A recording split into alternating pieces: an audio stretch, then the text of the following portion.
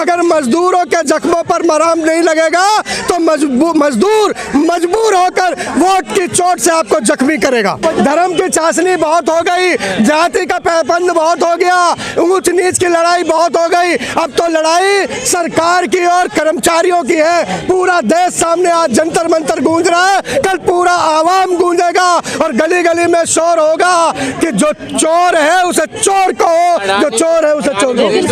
जो अडानी का विरोध करेगा वो देश का विरोध करेगा। अडानी ने अपना नाम बदल के भारत माता कब किया? अडानी ने अपना नाम बदल कर हिंदुस्तान कब रख लिया? अडानी ने अपना नाम बदल के आर्यव्रत कब कर लिया? अडानी हिंदुस्तान नहीं है, हिंदुस्तान है भगत सिंह, हिंदुस्तान है बाबा साहब अम्बेडकर, हिंदुस्तान है लाला लाजपत राय, हिंदुस्तान है महात्मा गांधी, हिंदुस्तान है इंदिरा गांधी। हिंदुस्तान कोई अंबानी और अडानी नहीं है। मैं कहता हूँ कि जो कहते हैं कि अडानी पर हमला देश पर हमला है, वो देश के नायक नहीं, वो खलनायक है, वो देश के गद्दार हैं। कहा जा रहा है अडानी के साथ आप जैसे लोग साजिश कर रहे हैं, इस वजह से उनको नुकसान हो रहा है। हे मालिक, आपकी जुबान मुबारक हो, मेरे को इतना बड़ा बना दे, टॉप 10 में मुझे भी कर दे कि मैं उसके खिलाफ साजिश कर दूं, या मेरी कलम इतनी मजबूत हो जाए कि मेरी कलम हिडनबर्ग जैसी कलम हो जाए कि मैं किसी का ताज उखाड़ लूं। मैं इतना मजबूत पत्रकार हो जाऊं कि मैं लिखूं तो अडानी का सिंहासन कांप जाए। मैं ऐसी गोदी मीडिया से बाहर निकल आऊं कि मैं बोलूं तो सरकार के तख्त और ताज कांप जाए। मैं पत्रकारों को चुनौती देता हूं कि जब पत्रकार जागता है, एक ईमानदार पत्रकार बाहर आता है तो तख्त और ताज बदल जाते हैं। सरकारी बैंकों का पैसा डूब रहा है लेकिन मीडिया बिल्कुल चुप है। वो चुप ही रहेंगे, उन्हें चुप रहने की तनख्वाह मिलती है साहब, बोलने की तनख्वाह तो आप सब ले रहे हो, आप सब पसीना बहा रहे हो। ये सोशल मीडिया में आपका इस्तकबाल करता हूँ। आप मुसीबतों में, परेशानियों में, आपको 1 मिनट में डर है कभी भी FIR दर्ज हो जाएगा, आपको डर है कोई भी घेर लेगा, कोई भी हमला कर सकता है, लेकिन हमलों की परवाह किए बिना इस काली रात में अगर दिया जला के कोई चल रहा है तो आप सब सोशल मीडिया के लोग हो। आप दिया नहीं हो, दीपक नहीं हो, मीडिया का सूरज हो, आप मीडिया का सूरज हो। आपका ध्यान रखा जाएगा। मेरी उम्मीद, मैं सीतारमण जी को साफ साफ कहता हूं, अगर बजट में हमें नजरअंदाज किया जाएगा तो 24 में हम उन्हें नजरअंदाज कर देंगे। लड़ाई आर पार की है, न सीधी सीधी नहीं करना, साफ साफ कहना और सुखी रहना। ये जुमलेबाजों के दिन लद गए हैं, ये धोखेबाजों के दिन लद गए, ये गद्दारों के दिन लग गए। अब मजदूर और कर्मचारियों का दिन है, ये जाग गए हैं। आज दिल्ली के जंतर मंतर से बिगुल फूका है, कल पूरे देश में ऐसे बिगुल सुनाई देंगे। 24 में भी कहा था आपने, चमत्कारी बाबा के पास जाइए ना, सारी समस्याओं का हल है उनका। मैं आज से आपको चमत्कारी बाबा कहता हूँ और आपके शरण में आया हूँ। 24 में भी कहा था ये बातों कि मोदी नहीं आएगा, आएगा मोदी। देखिए, कोई भी मजबूत इमारत बनने में और किसी भी मजबूत इमारत को गिरने में वक्त लगता है, लेकिन उम्र तो बरगद के पेड़ की भी होती है, वो भी ढह जाता, वो भी गिर जाता, वो भी चरमरा जाता है। कहते हैं ना, गरीब की आह इतनी बुरी होती है कि बड़े बड़े लोग सूख जाते हैं साहब। आज यहाँ करोड़ों लोग आह दे रहे हैं, बद्दुआ दे रहे हैं, देश के लुटेरों को कोस रहे हैं। अब ये लुटेरे राज नहीं कर पाए। गरीबी तो सरकार बना रहे हैं। देखिए, अगर गरीब सरकार बना रहे होते तो गरीब आज जंतर मंतर पर सड़क पर प्रदर्शन नहीं कर रहे हो सकता है बहक के सबक से, जुमलेबाजी और झांसे राम के झांसे में आकर कुछ लोगों ने वोट दे दी होगी, कुछ लोगों ने धर्म की चाशनी का स्वाद चख लिया होगा, कुछ जाति के रंग में बह गए होंगे। लेकिन मैं नौजवानों, युवाओं, कर्मचारियों को कहता हूं कि अगर पेट की आग नहीं बुझेगी, पेंशन नहीं मिलेगी, नौकरी नहीं मिलेगी, भविष्य सुरक्षित नहीं होगा, तो ऐसे अंधभक्तों को क्या चुनने की जरूरत, ये चाहे कोई भी हो, कोई भी निशाना इनका हो। लोग नहीं कर रहे हैं, पार्टी वाले कर रहे हैं। धर्म बचेगा तभी देश बचेगा। धर्म जरूरी, देश जरूरी, इसकी बात नहीं है, लेकिन पेंशन जरूरी है। धर्म और राज के बीच में पेंशन जरूरी है। हाँ, अगर पेंशन मिलेगी तो तख्ता भी बचेगा, ताज भी बचेगा, लाज भी बचेगी, सरकार भी बचेगी। वरना हिमाचल प्रदेश का उदाहरण आप सबके सामने है। हिमाचल प्रदेश में यही घमंडी, यही पाखंडी, यही जुमलेबाजों को हटा के एक नई सरकार का जन्म हुआ। गुजरात का भी तो उदाहरण है, कितने पूर्ण बहुमत से जीती है। गुजरात का उदाहरण भी दे दीजिए।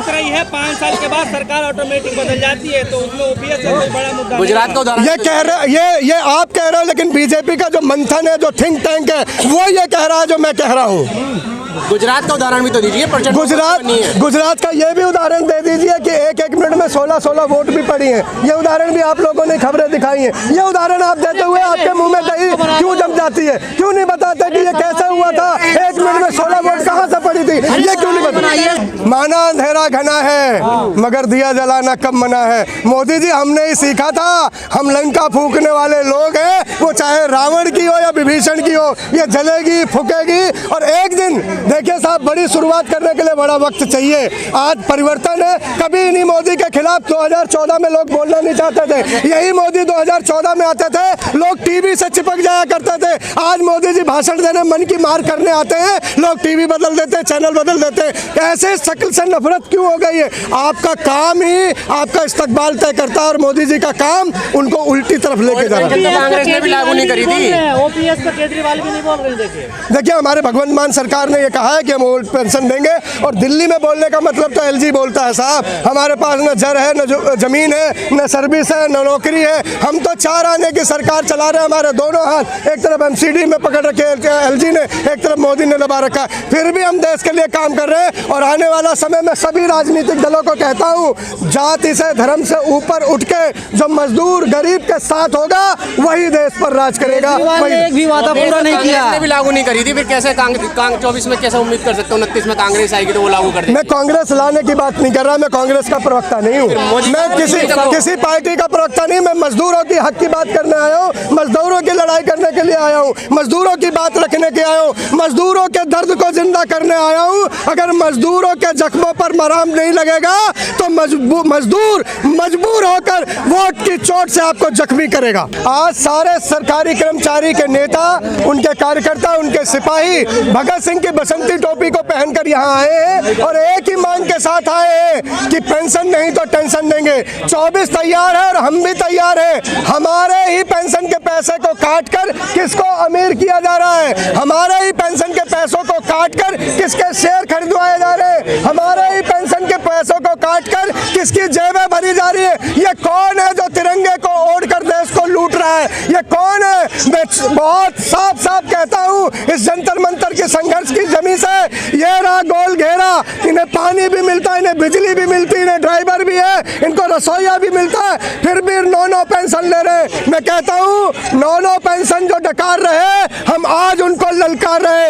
ये दोस्तों अध्यापकों के पेंशन काटने वाले, अटल की गलती, मोदी का सुधार, पेंशन दे दो हमको सरकार। तो सभी ले रहा है, कांग्रेस भी ले रही है, बीजेपी भी ले रही है, आम आदमी पार्टी भी ले रही है, सपा भी ले रही है। कोई ऐसा एक नहीं है ना जो नहीं ले रहा हो। मेरा किसी दल का निशाना नहीं है, मेरा निशाना पेंशन है। जो भी पेंशन देगा मजदूरों की, जो भी मजदूरों के हित की बात करेगा, जो भी हमारी ओल्ड पेंशन बहाल करेगा, वही देश पर राज करेगा। पेंशन नहीं दोगे तो हम टेंशन देंगे। और अभी कर्मचारियों ने हिमाचल प्रदेश में ऐसी एक तदबीर, एक तारीख लिखी है। अडानी ने डुबो दिया, पेंशन कहाँ से मिलेगी? ये सोचना होगा उन्हें, जो देश का इस्तकबाल तय कर रहे थे, जो देश की इबादत लिखने आए थे, जो झोला दिखा रहे थे, जो कह रहे थे 15-15 लाख रुपए आएंगे, आज उन्हें तय करना होगा कि वह गद्दारों के साथ है या देशभक्तों के साथ है।